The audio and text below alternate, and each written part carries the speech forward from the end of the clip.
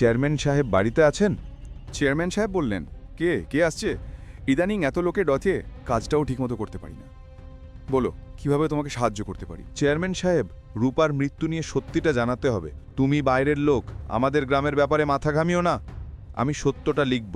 ওর আত্মা শান্তি পাচ্ছে না। তুমি রাতে ওই পথে যেও না, না হলে তুমিও ফিরবে না।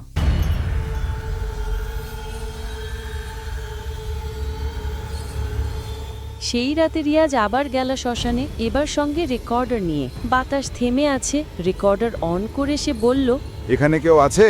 এসো, আমার সামনে এসো। তখন লাল শাড়ি পরা আত্মা রিয়াজের সামনে এলো।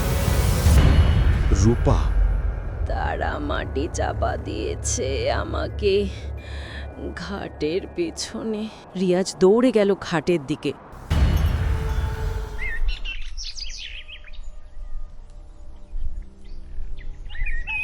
পরদিন ভোরে পদ্মা মাসি ও মুবারক সাহেব তাকে শ্মশানের পাশে পড়ে থাকতে দেখলেন। মুবারক সাহেব সেটি চালালেন। রেকর্ডে ভেসে এলো নারী কণ্ঠ, আমি শান্তি চাই, আমাকে যেন সবাই সত্যি জানে। তারপর একটা পুরুষ কণ্ঠ,